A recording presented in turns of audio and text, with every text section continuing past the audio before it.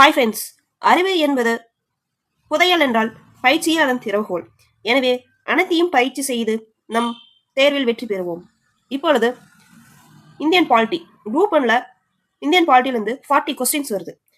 அதனால நம்ம பாலிட்டியை கண்டிப்பாக நல்லா படித்தாதான் குரூப் 1ல 40 கொஸ்டின்ஸ்க்கு நம்ம ஆன்சர் நல்லா பண்ண முடியும். இப்போ background history of Indian constitution பார்க்கலாம் வாங்க.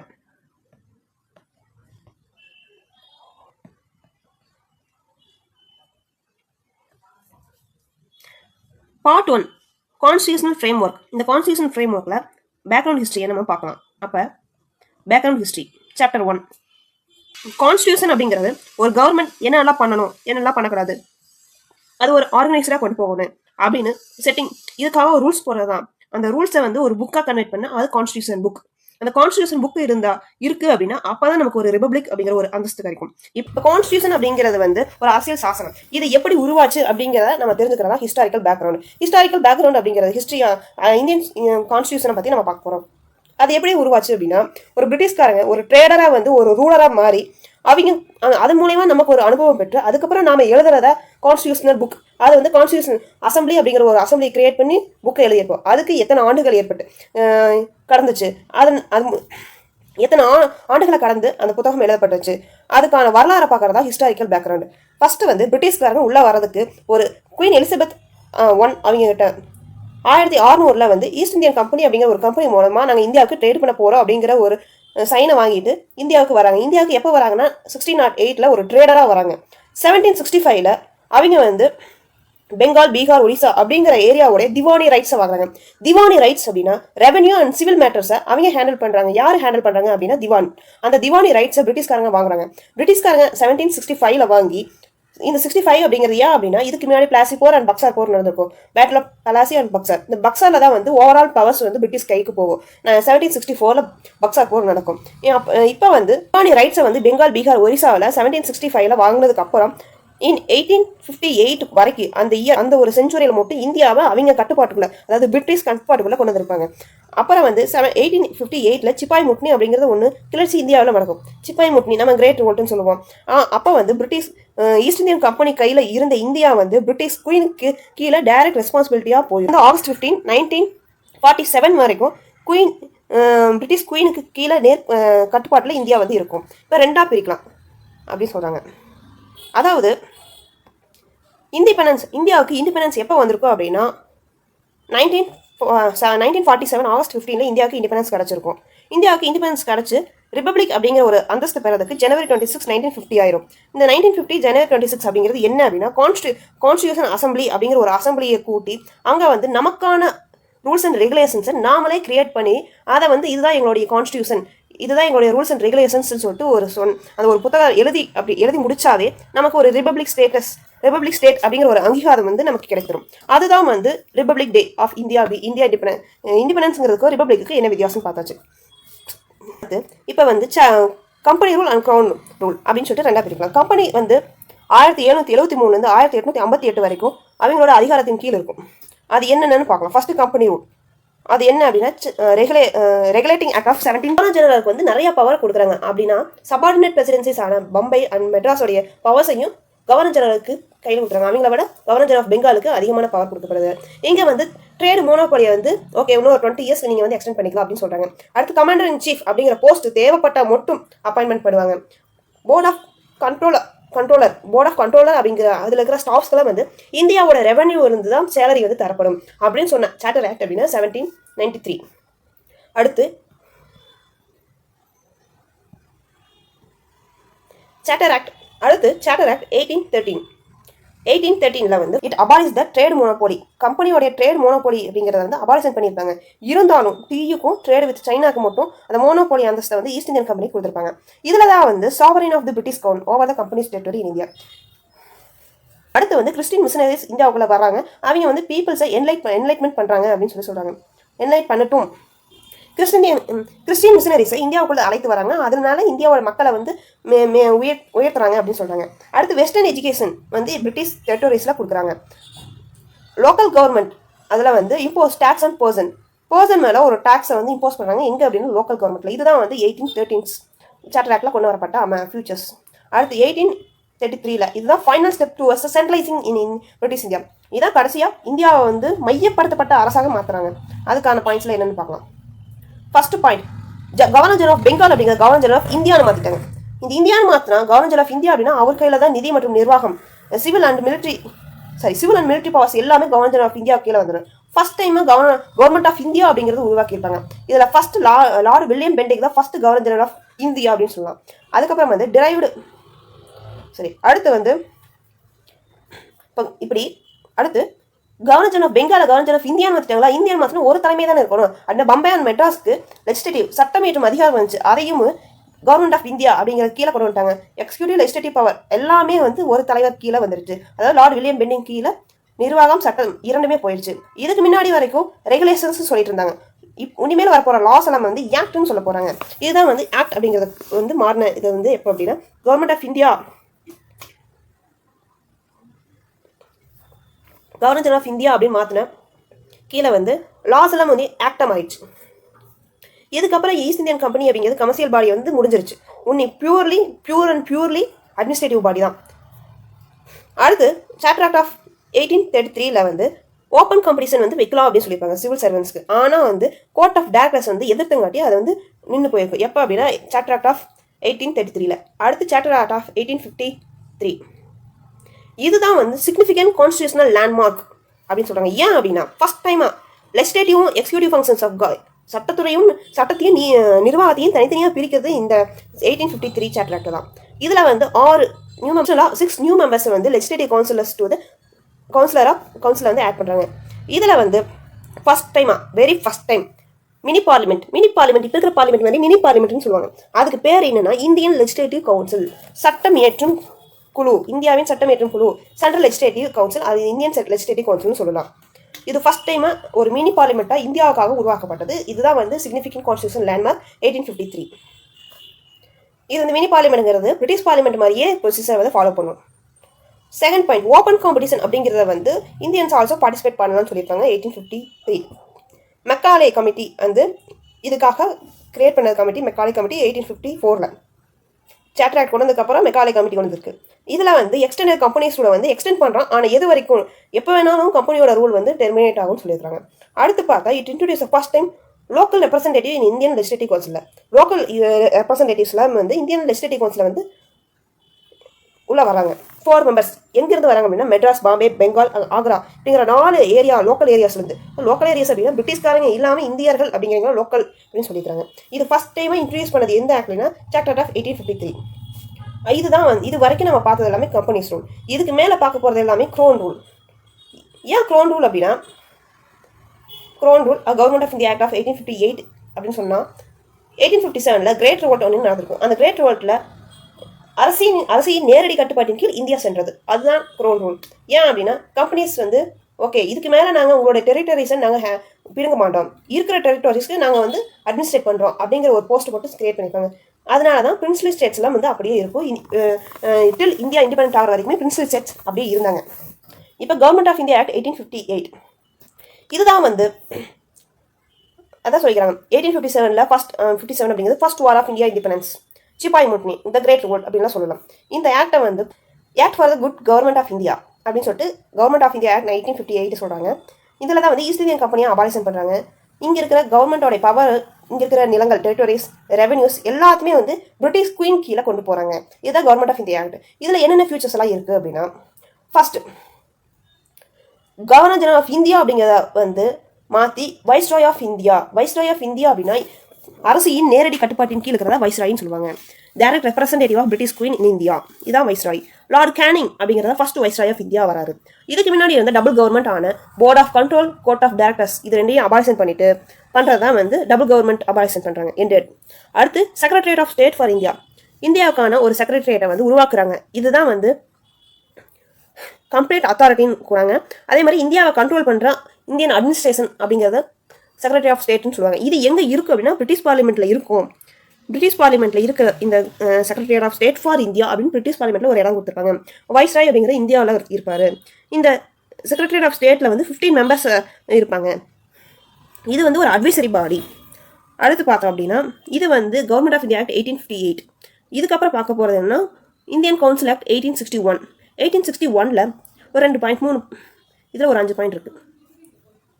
ஆஃப்டர் த கிரேட் வேர்ல்டுக்கு அப்புறம் 1857க்கு அப்புறம் நம்ம இந்தியாவில் இம்பார்ட்டன்ட் லேண்ட்மார்க் இந்த constitution and political history of India ஒரு மாற்றம் உருவாகுது. இது ஏன் இவ்வளோ பெரிய மாற்றம் உருவாகுது? இம்பார்ட்டன்ட் லேண்ட்மார்க் இந்த constitution and political history of India அப்படின்னு சொல்கிறாங்க. ஃபர்ஸ்ட் டைம் லா மேக்கிங் ப்ராசஸில் இந்தியன்ஸை வந்து இன்வால்வ் பண்ணுறாங்க. அப்புறம் நான் அஃபிஷியல் மெம்பர்ஸ் வந்து கவுன்சிலை வந்து நிறைய பேர்த்த எக்ஸ்டெண்ட் பண்ணுறாங்க, நாமினேட் பண்ணுறாங்க. இந்தியன்ஸ் வந்து நாமினேட் பண்ணுறாங்க லா மேக்கிங் ப்ராசஸில். 1862ல் லார்ட் கேனிங் அப்படிங்கிற வைஸ்ராய் வந்து 3 மெம்பர்ஸ் நாமினேட் பண்ணுறாரு. யார் 3 மெம்பர்ஸை லெஜிஸ்லேட்டிவ் கவுன்சிலில் சட்டமேற்றும் அவைக்கு நாமினேட் பண்ணுறாரு அப்படின்னா ராஜா ஆஃப் பெனாரஸ், மகாராஜா பட்டேலா, ஸ்ரீ தின்கர் ராவ் அப்படிங்கிற 3 பேர்த்த வந்து நாமினேட் பண்ணுறாரு லார்ட் கேனிங் 1862ல். அடுத்து பார்த்தா டீசென்ட்ரலைசேஷன். இதுக்கு முன்னாடி வரைக்கும் எப்போ 1833 வரைக்கும் இந்தியாவை வந்து சென்ட்ரலைஸ் செஞ்சு கொடுத்துருக்காங்க. இந்தியாவை வந்து சென்ட்ரலைஸ் பண்ணியிருப்பாங்க, ஒரு மையப்படுத்தப்பட்ட அரசாக மாற்றிருப்பாங்க.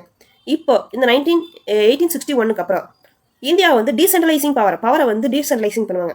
அதாவது legislative power to the Bombay and Madras presidency. இந்தாங்க உங்களுடைய லெஜிஸ்லேஷன் பவர் நீங்களே வச்சுக்கோங்க, உங்களுடைய அதிகாரத்தை நீங்களே வச்சுக்கோங்கன்னு சொல்லிட்டு தனித்தனியாக கொடுக்குறாங்க. Decentralisation of powers. இது எப்போ அந்த சென்ட்ரலைசிங் டெண்டன்சி எப்போ ஆரம்பிச்சிருப்பாங்கன்னா 1773 1833 வரைக்கும் இந்த சென்ட்ரலைசிங் டெண்டன்சி கொண்டு வந்துட்டு இதுக்கப்புறம் டீசென்ட்ரலைசிங் வந்து பண்ணியிருப்பாங்க. இதுதான் வந்து இந்தியன் கவுன்சில் ஆக்ட் ஆஃப் 1861 தான் வந்து இம்பார்ட்டன்ட் லேண்ட்மார்க் இந்த constitution and political history of India. அதுக்கப்புறம் எப்போ இந்தியாவுக்கு இன்டர்னல் அட்டானமி கிடச்சது அப்படின்னா 1937ல்.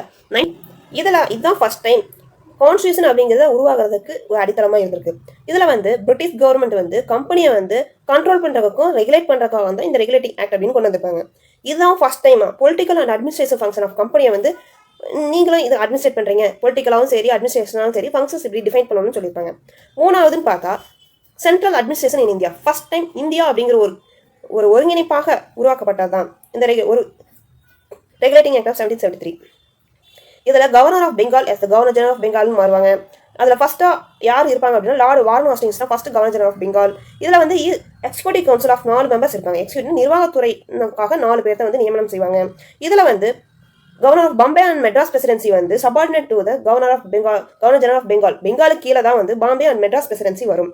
ஆனால் இதை independent of one another. Supreme court of Calcutta வந்து 1774ல் கொண்டு வராங்க. இதில் 1+1 சீஃப் ஜஸ்டிஸ் +3 அதர் ஜஸ்டிஸ் இருப்பாங்க. இது வந்து கொடுத்த எஸ்டாப்ளிஷ் பண்ணுது. அடுத்து ப்ரோஹிபிட்டட். என்ன ப்ரோஹிபிட் பண்ணுச்சு அப்படின்னா சர்வன்ஸ் ஆஃப் த கம்பெனியில் இருக்கிற சர்வன்ஸ்லாம் வந்து நீங்கள் ப்ரைவேட்டாக ட்ரேட் பண்ணக்கூடாது. அதே மாதிரி ப்ரெசன்ஸ் அந்த பரிசுகள் வாங்கக்கூடாது. ப்ரைவேட்ஸ் அப்படின்னா லஞ்சம் வாங்கக்கூடாது, பரிசு வாங்கக்கூடாது, ட்ரேட் நீங்கள் ப்ரைவேட்டாக பண்ணக்கூடாது அப்படின்னு சொல்லிட்டு கம்பெனியோட சர்வன்ஸ்க்காக தடை செய்யப்பட்டிருக்குது. அடுத்து 5வது பாயிண்ட் பார்த்தோம்னா court of directors. Government of British government வந்து கம்பெனியை வந்து எப்படி நம்ம கட்டுப்பாட்டுக்குள்ள கொண்டு வரணும் அப்படின்னா கோர்ட் ஆஃப் டைரக்டர்ஸ் கவர்னிங் பாடியை வந்து ஒன்று கிரியேட் பண்ணி அதில் வந்து சிவில், ரெவன்யூ அண்ட் மிலிட்டரி அஃபேர்ஸை பற்றி டிஸ்கஷன் பண்ணுவாங்க அப்படின்னு சொல்கிறதா இந்த 5 பாயிண்ட்ஸ் தான் வந்து ரெகுலேட்டிங் ஆக்ட் ஆஃப் 1773 கொண்டு வந்திருப்பாங்க. அடுத்து பார்த்தா amending act of 1781. Amending act அப்படின்னா to ratify and defects the regulating ஆக்டில் வந்து என்னெல்லாம் குறைபாடுகள் இருக்கோ அதையெல்லாம் நிறைவு செய்யறதுக்காக கொண்டு வந்தது தான் அமெண்டிங் ஆக்ட் ஆஃப் 1781. இது வந்து ஆக்ட் ஆஃப் செட்டில்மெண்ட்னு சொல்லலாம். இதில் என்ன சொல்லியிருப்பாங்க அப்படின்னா கவர்னர் ஜெனரல் அண்ட் கவுன்சில் இவங்க சர்வன்ஸ் இவங்களுடைய ஃபங்க்ஷன்ஸை வந்து சுப்ரீம் கோர்ட் வந்து கேள்வி கேட்க முடியாது. First one. செகண்ட் ஒன் பார்த்தோம்னா revenue matters and collecting of revenues. இதில் வந்து ஏதாச்சும் தப்பு நடந்தால் சுப்ரீம் கோர்ட் கேள்வி கேட்க முடியாது. அதே மாதிரி ப்ரொவைடட். மூணாவது வந்து ப்ரொவைடு. சுப்ரீம் கோர்ட்டுக்கு என்ன அதிகாரம் கொடுத்துருக்காங்கன்னா அங்கே இருக்கிறவங்க கல்கத்தாவில் இருக்கிறவங்கள என்ன வேணாலும் நீங்கள் கேள்வி கேட்டுக்கலாம். ஹிந்துஸ் வந்து ஹிந்துஸ் லாவும் முஸ்லீம்ஸ்க்கு முகமதியன் லாவையும் யூஸ் பண்ணிக்கலாம். அதில் நாங்கள் எதுவும் தலையிட மாட்டோம். அடுத்து வந்து அப்பீல்ஸ் ஃப்ரம் த ப்ரொவின்ஷனல் கோர்ட் வந்து அப்பீல் போனால் சுப்ரீம் கோர்ட்டுக்கு போகக்கூடாது. கவர்னர் ஜெனரல் இன் கவுன்சில் அப்படிங்கிற கவுன்சில் தான் போகணும் இல்லையா, சுப்ரீம் கோர்ட்டுக்கு அப்பீலுக்கு போகக்கூடாது. அதே empower the governor general in council. இந்த கவர்னர் ஜெனரல் இன் கவுன்சில் தான் வந்து ப்ரொவின்ஷனல் கோர்ட்டுக்கும் சரி கவுன்சிலுக்கும் சரி ரெகுலேஷன்ஸை வந்து ஃப்ரேம் பண்ணுவாங்க. இதுதான் வந்து அமெண்டிங் ஆக்ட் ஆஃப் 1781, அதாவது ஆக்ட் ஆஃப் செட்டில்மெண்ட்னு சொல்லுவாங்க. இதில் வந்து ஒரு 5 பாயிண்ட்ஸ். அடுத்து வந்தால் பிட்ஸ் இந்தியா ஆக்ட் அப்படிங்கிறது எப்போ அப்படின்னா 1784. பிட்ஸ் இந்தியா ஆக்ட் 1784 எதுக்காக அப்படின்னா அதில் என்ன செஞ்சிருப்பாங்க அப்படின்னா டிஸ்டிங்யூட், அதாவது கமர்ஷியல் அண்ட் பொலிட்டிக்கல் ஃபங்க்ஷன்ஸை வந்து தனித்தனியாக பிரிச்சிருப்பாங்க. Court of directors and board of control அப்படிங்கிறத கொண்டு வந்திருப்பாங்க. Court of directors for commercial affairs, board of control for political affairs அப்படின்னு சிஸ்டம் ஆஃப் டபுள் கவர்மெண்ட்டை உருவாக்கியிருப்பாங்க. Pitt's India act. பிட் அப்படிங்கிறது வில்லியம் பிட் அப்படிங்கிற பிரைம் மினிஸ்டர் ஆஃப் பிரிட்டிஷ் கவர்மெண்ட்டில் இருக்கிற பிரைம் மினிஸ்டர் தான் வந்து பிட். அவரு கொண்டு வந்த ரூல்ஸ் இது. இந்த போர்ட் ஆஃப் கண்ட்ரோல் அப்படிங்கிறது all operations of civil military and revenue matters எல்லாம் வந்து ஹேண்டில் பண்ணும். அது போக 2 ரீசன் என்ன இருக்குன்னா பிட்ஸில் கம்பெனிஸ் டெரிட்டரியெலாம் இருக்கும்ல, கம்பெனி இந்தியாவில் கம்பெனிக்குன்னு ஒரு ஏரியா இருக்கும்ல, அதெல்லாம் வந்து பிரிட்டிஷ் பொசிஷன் இன் இந்தியா அப்படின்னு சொல்லணும். First condition. செகண்ட் வந்து பிரிட்டிஷ் கவர்மெண்ட் வந்து supreme control of companies affairs. கம்பெனியோடைய அதிகாரத்தை வந்து சுப்ரீம் யார்கிட்ட இருக்குன்னா கம்பெனியோட அதிகாரம் வந்து பிரிட்டிஷ் கவர்மெண்ட் கையில் இருக்குது அப்படின்னு பிரிட்டிஷ் பிட்ஸ் இந்தியா ஆக்டில் 1784 சொல்லியிருப்பாங்க. அடுத்து வந்து ஆக்ட் ஆஃப் 1786 வந்து லார்ட் கார்ன்வாலிஸ் இவர் வந்து கவர்னர் ஜெனரல் ஆஃப் பெங்கால்னு அப்பாயிண்ட் பண்ணியிருப்பார். இவர் வந்து 2 பாயிண்ட்ஸ் டிமாண்ட் பண்ணியிருப்பார். அதில் என்ன 2 பாயிண்ட்ஸ் டிமாண்ட் பண்ணியிருப்பாருன்னா, கவுன்சிலோடைய டெசிஷனை வந்து நான் வந்து ஓவர் ரைட் பண்ணுவேன் இன் ஸ்பெஷல் கேசஸில் 1. 2வது கமாண்டர் இன் சீஃப் நான் தான் அப்படின்னு சொன்னதான் கார்ன்வாலிஸ். அவருக்காக கொண்டு வந்தது ஆக்ட் ஆஃப் 1786. அடுத்து இதுக்கப்புறம் வரது எல்லாமே சார்ட்டர் ஆக்ட். சார்ட்டர் ஆக்ட் 1793 கொண்டு வந்திருப்பாங்க. இதில் வந்து என்னென்ன சொல்லியிருப்பாங்கன்னா, ஓவர் ரைடிங் பவர் கார்ன்வாலிஸ் கொண்டு வந்ததை வந்து உன்னி வர எல்லா இடத்துக்குமே இந்த ஓவர் ரைடிங் பவர்ஸ் கவர்னர்ஸ்க்கு எல்லாத்துக்குமே ஓவர் ரைடிங் பவர்ஸ் இருக்குது அப்படின்னு சொல்லியிருப்பாங்க. கவர்னர் ஜெனரல் 1909 தான் வந்து லெஜிஸ்லேட்டிவ் கவுன்சிலை வந்து கொஞ்சம் எக்ஸ்டெண்ட் பண்ணுறாங்க. எலபரேட் ஃபங்க்ஷன்ஸை வந்து அதிகப்படுத்துறாங்க. அப்புறம் வந்து இங்கே வந்து சப்ளிமெண்ட்ரி கொஸ்டின்ஸை நம்ம கேட்க முடியும். அதுக்கப்புறம் பட்ஜெட்டை வந்து நம்ம இந்தியன்ஸ் வந்து ரெசல்யூஷன் பாஸ் பண்ணலாம். இது மாதிரி நிறைய ஃபங்க்ஷன்ஸை வந்து சட்டமேற்றம் இதில் அதிகாரம் வந்து நமக்கு இந்தியன்ஸ்க்கு கிடைக்குது. இதில் நம்ம ஃபர்ஸ்ட் டைம் எக்ஸிக்யூட்டிவ் கவுன்சில் அதாவது நிர்வாகத்துறையில் வந்து இந்தியன் ஒருத்தரை வந்து அப்பாயின்ட் பண்ணாது இந்தியன்ஸ் ஒருத்தரை வந்து அப்பாயின்ட் பண்ணுறது this is the first time in 1909 தான் வந்து சத்யேந்திர பிரசாந்த் சின்ஹா அப்படிங்கிற ஃபர்ஸ்ட் இந்தியன் தான் வந்து வைஸ்ராயோட எக்ஸிக்யூட்டிவ் கவுன்சிலில் ஒரு லா மெம்பராக வந்து அப்பாயின்மெண்ட் பண்ணப்படுறாரு. எப்போ அப்படின்னா 1909 இங்கே தான் வந்து கம்யூனல் ரெப்ரசன்டேஷன் ஃபார் முஸ்லீம்ஸ், அதாவது செப்பரேட் எலக்ட்ரேட் அப்படிங்கிறத வந்து இன்ட்ரடியூஸ் பண்ணுறாங்க முஸ்லீம்ஸ்க்காக. Muslim members were be elected only by the Muslim voters அப்படின்னு சொல்கிறாங்க. இது வந்து லீகலைஸ்டு கம்யூனலிசம், லீகலைஸ் பண்ணப்பட்ட ஒரு கம்யூனலிசம் அப்படின்னு சொல்கிறாங்க. அதனால தான் வந்து ஃபாதர் ஆஃப் கம்யூனல் எலக்ட்ரேட் அப்படின்னு லார்டு மின்டோ சொல்கிறாங்க. ஏன் அப்படின்னா 1909 வந்து மின்டோ மார்லி ஆக்ட் ரிஃபார்ம் 1909 சொல்லுவாங்க. மின்டோ அப்படிங்கிறது viceroy of India and Morley அப்படிங்கிறது செக்ரட்டரி ஸ்டேட் ஃபார் இந்தியா. இப்போ வந்து 1909 முடிஞ்சதுக்கப்புறம் 1919 என்ன நடக்கும் கவர்மெண்ட் ஆஃப் இந்தியா ஆக்ட் அப்படின்னா, இதுதான் வந்து ரெஸ்பான்சிபிள் கவர்மெண்ட் அப்படிங்கிறத வந்து இன்ட்ரடியூஸ் பண்ணியிருப்பாங்க. இந்தியாவுக்கு ஃபர்ஸ்ட் டைமாக ரெஸ்பான்சிபிள் கவர்மெண்ட்னா என்ன அப்படிங்கிறத உணர்த்திருப்பாங்க. இது வந்து 1919 கவர்மெண்ட் ஆஃப் இந்தியா ஆக்ட் வந்தாலும் அதை என்ஃபோர்ஸ் பண்ணது வந்து 1921 தான் வந்து அது நடைமுறைப்படுத்திருப்பாங்க. இது வந்து மாண்டகோ செம்ஸ்ஃபோர்ஸ் ரிஃபார்ம்ஸ். மாண்டகோ அப்படிங்கிறது secretary of state for India in British parliament. Lord Chelmsford அப்படிங்கிற பர்சன் வந்து வைஸ்ராய் ஆஃப் இந்தியாவோட வைஸ்ராயின்னு சொல்கிறாங்க. இதில் என்னென்னலாம் சொல்லியிருக்காங்க அப்படின்னா, சென்ட்ரல் சப்ஜெக்ட்ஸ் ப்ராவின்சல் சப்ஜெக்ட்னு சப்ஜெக்டை பிரிச்சுட்டாங்க. அப்புறம் வந்து சென்ட்ரல் வந்து ப்ராவின்சஸ் மேலே இருந்த கண்ட்ரோலை வந்து கொஞ்சம் ரிலாக்ஸ் பண்ணுறாங்க. ப்ராவின்ஷனல் சப்ஜெக்ட்ல வந்து அதையவே 2 பிரிக்கிறாங்க. Transfer subject, reserved subject. Transfer சப்ஜெக்ட்னா public, health, education, local self government, agriculture. Reserved subject அப்படின்னா போலீஸ், அட்மினிஸ்ட்ரேட்டிவ் ஆஃப் ஜட்ஜஸ், அப்புறம் நீதித்துறை, அப்புறம் வந்து பிரசன்ஸ் அப்படின்னா ஜெயிலு, இந்த ரெவன்யூ இதெல்லாம் வந்து ரிசர்வ்டு சப்ஜெக்டாக பிரிட்டிஷ்காரன் கையில் இருக்கும். அந்த ரெவன்யூ எல்லாம் அது ட்ரான்ஸ்ஃபர் சப்ஜெக்ட் அப்படிங்கிறது வந்து கவர்னர் இருப்பார், அது கீழே மினிஸ்டர்ஸ் இருப்பாங்க. அது ministers responsible to the legislative councils. அவங்க தான் வந்து ரிசர்வ்டு சப்ஜெக்டை அட்மினிஸ்ட் பண்ணுவாங்க. ட்ரான்ஸ்ஃபர் சப்ஜெக்ட் அப்படிங்கிறது கவர்னர் தான் வந்து ஹெட்டாக இருப்பார், அது கீழே வந்து மினிஸ்டர்ஸ் இருப்பாங்க. அதே ரிசர்வ்டு சப்ஜெக்ட்னு பார்த்தோம்னா அதில் கவர்னர் தான் ஹெட், பட் இங்கே வந்து எக்ஸிக்யூட்டிவ் கவுன்சில் மெம்பர்ஸ் தான் இங்கே இருப்பாங்க. லெஜிஸ்லேட்டிவ் கவுன்சில் மெம்பர்ஸ் இங்கே இருக்க மாட்டாங்க.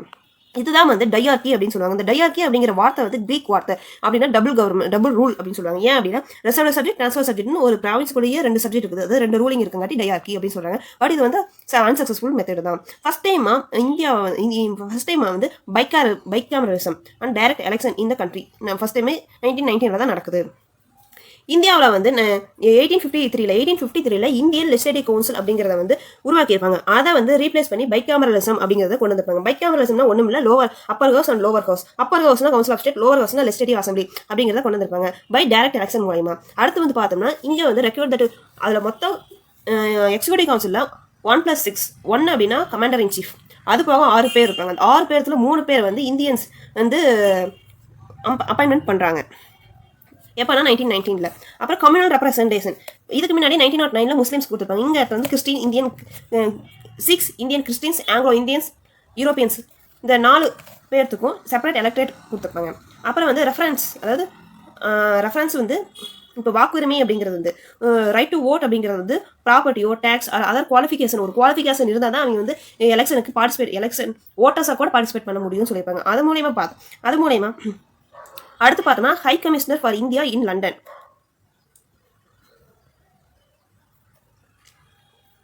அடுத்து பார்த்தோம்னா ஹை கமிஷனர் ஃபார் இந்தியா இன் லண்டன்ல வந்து ஹை கமிஷனர்ஸ் வந்து அப்பாயிண்ட் நியூ ஆஃபீஸை கிரியேட் பண்ணுறாங்க. அடுத்து பப்ளிக் சர்வீஸ் கமிஷன் அப்படிங்கிறத 1926 வந்து சென்ட்ரல் பப்ளிக் சர்வீஸ் கமிஷன் அப்படிங்கிறத ஒன்று உருவாக்குறாங்க.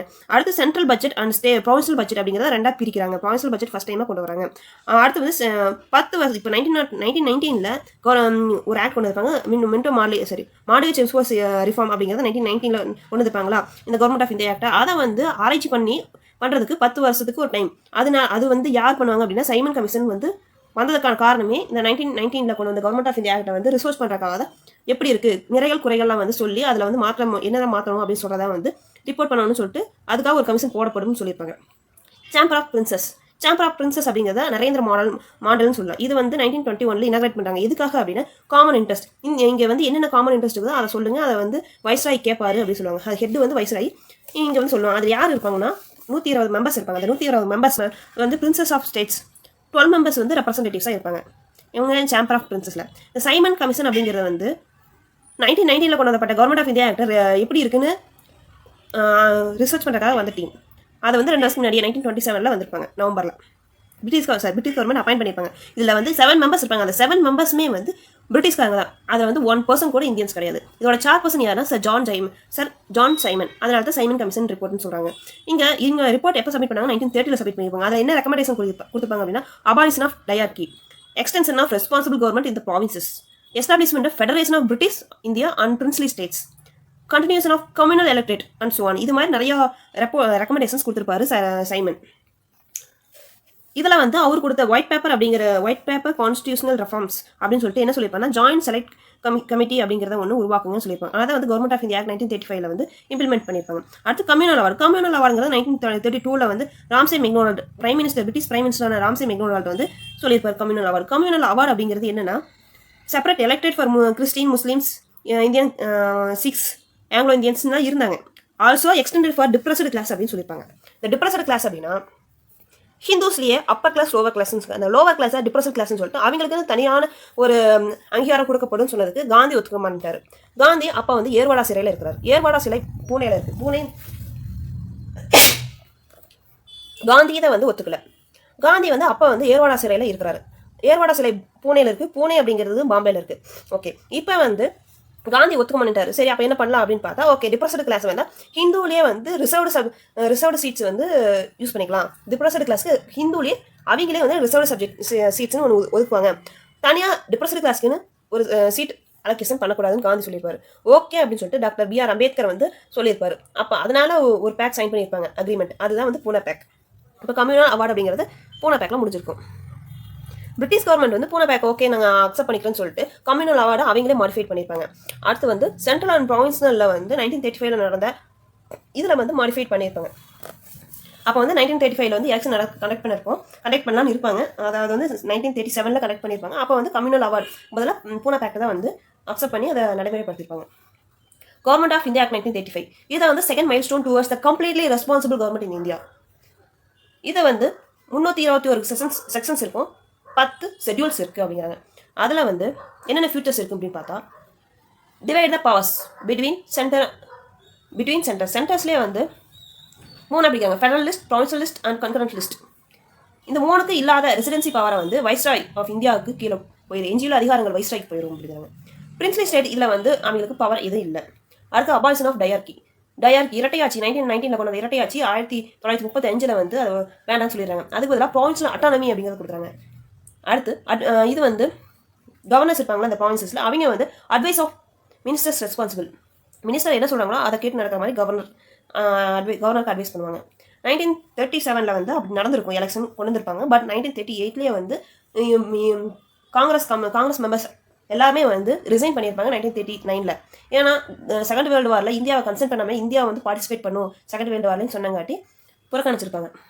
அடுத்து அடாப்ஷன் ஆஃப் டயார்கி அட் சென்டரில் டயார்கியை வந்து அடாப்ட் பண்ணியிருப்பாங்க. இதுக்கு முன்னாடி என்ன இருக்கும் அப்படின்னா இந்தியன் லெஜிஸ்லேட்டிவ் கவுன்சிலா இருந்துச்சு, அதை வந்து தூக்கிட்டு டயார்கி அப்படி சென்டர் அப்படின்னு கொண்டு வந்திருப்பாங்க.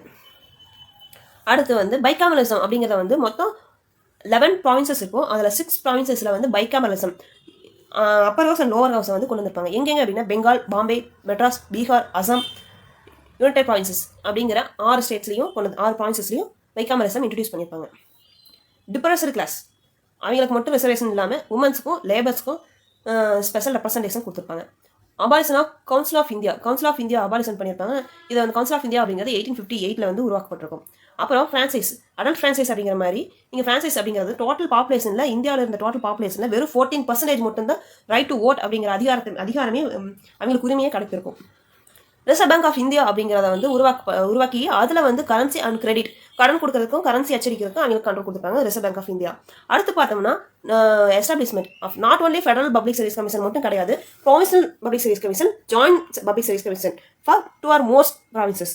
எல்லாம் இந்த பப்ளிக் சர்வீஸ் கமிஷன்ஸ்லாம் வந்து 1935 ஆக்டில் வந்து கொண்டு வந்திருப்பாங்க. Establishment of federal court 1937 federal கோர்ட்டை வந்து உருவாக்கியிருப்பாங்க. செப்பரேட் பர்மா ஃப்ரம் இந்தியாவை வந்து இந்தியாவிலிருந்து பர்மாவை பிரிச்சது வந்து 1935 ஆக்ட் படி 37 பிரிச்சிருப்பாங்க. ஒரிசா அண்ட் சிந்து அப்படிங்கிற 2 ப்ராவின்சஸை உருவாக்கியிருப்பாங்க. அதாவது டு ப்ரொடெக்ட் இன்ட்ரெஸ்ட் ஆஃப் மைனாரிட்டிஸோட இன்ட்ரெஸ்ட்டை வந்து நம்ம பாதுகாக்கணும். அப்புறம் ஃபெடரல் ரயில்வே அத்தாரிட்டிஸ் அட்மினிஸ்ட்ரேஷன் அவங்களுக்கும் தனியாக ஒரு அட்மினிஸ்ட்ரேஷன் கொடுத்தா அது மூலயமா ரயில்வேஸ் அத்தாரிட்டின்னு சொல்லிட்டு ஒன்று கிரியேட் பண்ணிட்டாங்க. Auditor general of India to audit the accounts of the federation and ப்ராவின்சஸ்க்கான ஆடிட் பண்ணுறதுக்காக ஆடிட்டர் ஜெனரல் அப்படிங்கிற ஒரு போஸ்ட்டையும் அப்பாயின்மெண்ட் பண்ணிக்கிறாங்க. ஒன்று நம்ம இந்தியன் இண்டிபெண்டன்ட் ஆக்ட் ஆஃப் 1947 பார்க்கலாம். February 20 1947 பிரிட்டிஷ் பிரைம் மினிஸ்டரான கிளமெண்ட் அட்லி அப்படிங்கிறது என்ன சொல்லியிருப்பாரு அப்படின்னா இந்தியாவுக்கு ஜூன் 30 1948 நாங்கள் வந்து இந்தியாவுக்கு இண்டிபெண்டன்ஸ் கொடுத்துருவோம் அப்படின்னு சொல்லியிருப்பாங்க. June 3 1947 நம்ம மவுண்ட் பேட்டன் அப்படிங்கிற ஒருத்தர் வருவார், வைஸ்ராய் ஆஃப் இந்தியா. அவர் என்ன சொல்லியிருப்பார், மவுண்ட் பேட்டன் இந்தியா அண்ட் பாகிஸ்தானை பிரிச்சுடலாம் அப்படின்னு சொல்லியிருப்பாங்க. அப்புறம் நாங்கள் இமீடியட்டாக இந்தியாவுக்கு இண்டிபெண்டன்ஸ் கொடுத்துருவோம் அப்படின்னு சொல்லியிருப்பாங்க. அதான் அதுக்கு இந்தியா இண்டிபெண்டன்ட் ஆக்ட் ஆஃப் 1947. இதில் என்ன சொல்லியிருப்பாங்கன்னா பிரிட்டிஷ் ரூல் வந்து எண்ட் ஆயிடுச்சு. August 15 1947 பிரிட்டிஷ் ரூல் இந்தியாவில் எண்ட் ஆயிடுச்சு. Partition of India into 2 independent country, Pakistan and India. அதுக்கப்புறம் காமன்வெல்த்தில் நீங்கள் ஜாயின் பண்ணணும் கண்டிப்பாக. அடுத்து abolish the office of viceroy அப்படிங்கிற ஆஃபீஸை வந்து அபாலிஷன் பண்ணிட்டு கவர்னர் ஜெனரல் அப்படிங்கிற போஸ்ட்டை கிரியேட் பண்ணியிருப்பாங்க. அந்த போஸ்ட்டை நீங்கள் வச்சு உங்களுக்கு ரிப்பப்ளிக் எப்போ வருதோ அது வரைக்கும் நீங்கள் வந்து யூஸ் பண்ணிக்கோங்க அப்படின்னு இருப்பாங்க. கான்ஸ்டியூஷன் அசம்பிளியை கிரியேட் பண்ணி அதை வந்து நீங்கள் பார்லிமெண்ட்டாக வச்சுக்கலாம் அப்படின்னு சொல்லுவாங்க. இது வந்து கான்ஸ்டியூஷன் அசம்பிளியை கிரியேட் பண்ணி to repeal any act of the British parliament கொண்டு வந்ததை நீங்கள் எதை வேணால் ரிப்பீல் பண்ணிக்கலாம் அப்படின்பாங்க. கான்ஸ்டியூஷன் அசம்பிளி வந்து நியூ கான்ஸ்டியூஷன் உருவாகிற வரைக்கும் நாங்கள் வந்து என்ன drafted enforced new constitution drafted and enforce பண்ணுற வரைக்கும் நாங்கள் கான்ஸ்டியூஷன் அசம்பிளியை வந்து ஒரு பார்லிமெண்ட்டை நாங்கள் வச்சுக்குவோம். இல்லை எம்பவர் த கான்ஸ்டியூஷன் அசம்பிளி, இதை கான்ஸ்டியூஷன் அசம்பிளிக்கு ஒரு பவர் கொடுப்பாங்க. என்ன பவர் அப்படின்னா பிரிட்டிஷ் பார்லிமெண்ட்டில் கொண்டு வந்து என்ன ஆக்ட் வேணாலும் நீங்கள் வந்து ரிப்பீட் பண்ணிக்கலாம். அடுத்து எம்பவர் த கான்ஸ்டியூஷன் அசம்பிளி மறுபடியும் போட்டு நியூ கான்ஸ்டியூஷன் நீங்கள் உருவாக்குற வரைக்கும் இந்த கான்ஸ்டியூஷன் அசம்பிளியை வந்து ஒரு பார்லிமெண்ட் மாதிரி ஆக்ட் பண்ணிக்கோங்க அப்படிங்கிற ஒரு பவர் கொடுத்துருப்பாங்க. Abolish the office of secretary of state for India in British பார்லிமெண்ட்டில் இருக்கிறத வந்து அபாலிஷன் பண்ணிட்டாங்க, தேவையில்லை அப்படின்னு. அடுத்து grant freedom to Indian princely states. Indian princely states நீங்கள் இந்தியா கூடயும் போய்க்கலாம், பாகிஸ்தான் கூடயும் போய்க்கலாம். பிரின்ஸ்லி ஸ்டேட்ஸ் அப்படிங்கிற அதிகாரம் வந்து உங்கள் பிரின்ஸ்லி ஸ்டேட் நீங்கள் எதுக்கு வேணாலும் போய்க்கலாம், பாகிஸ்தானுக்கும் போய்க்கலாம், இந்தியாவுக்கும் போய்க்கலாம், இல்லை இண்டிபெண்டாகவும் இருக்கலாம். 1935 ஆக்ட், கவர்மெண்ட் ஆஃப் 1935 ஆக்ட் வந்துச்சு. அதை நீங்கள் மாடிஃபை பண்ணுறதுனால பண்ணிக்கலாம், அதை நீங்கள் கண்டினியூ பண்ணுறதுனால பண்ணிக்கலாம். வீட்டோ பவரை வந்து வைஸ்ராய் வச்சிருந்தாரு. வைஸ்ராய்க்கு அப்புறம் கவர்னர் ஜெனரல் போஸ்ட் ஒன்று கிரியேட் ஆயிருக்கு. அந்த கவர்னர் ஜெனரலுக்கு எல்லா ரைட்ஸ் வீட்டோ பவர் எல்லாமே இருக்குது அப்படின்றாங்க. அடுத்து கான்ஸ்டியூஷனல் ஹெட் யாருன்னா governor general of India and governors of provinces. இதான் வந்து constitutional head of the states அப்படின்னு சொல்லிக்கிறாங்க. அதுக்கப்புறம் வந்து title of emperor of India, அதாவது இந்தியாவுடைய இங்கிலாந்தில் இருக்கிற கிங்குக்கு இந்தியா ஒரு இங்கிலாந்தின் பகுதின்னு சொன்னதை வந்து ட்ராப் பண்ணிட்டாங்க. இதுதான் வந்து independent act of 1947.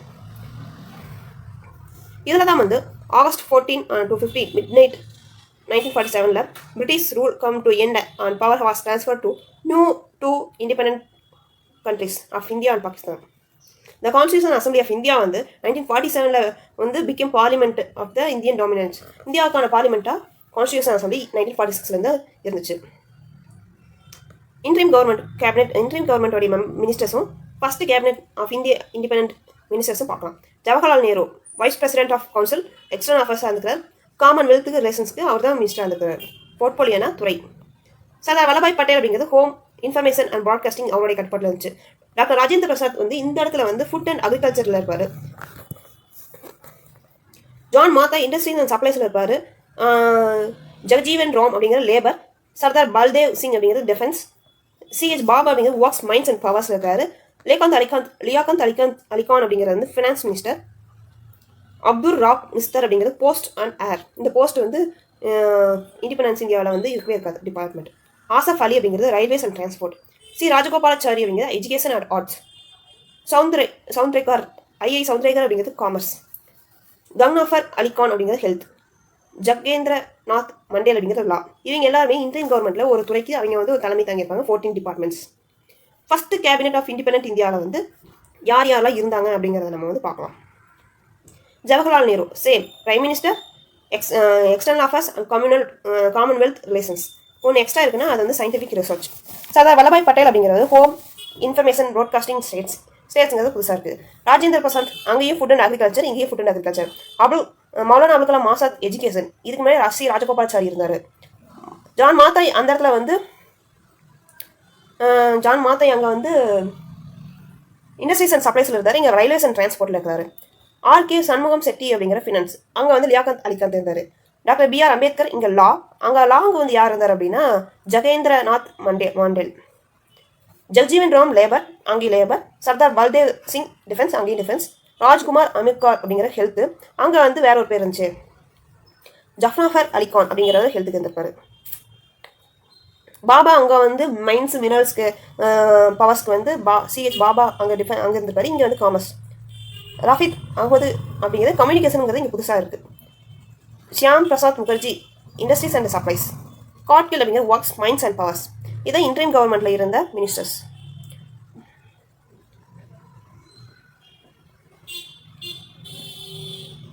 Okay friends, ஒரு நல்ல வீடியோ. ஓகே, இப்போ வந்து ஹிஸ்டாரிக்கல் பேக்ரவுண்டை பார்த்தாச்சு.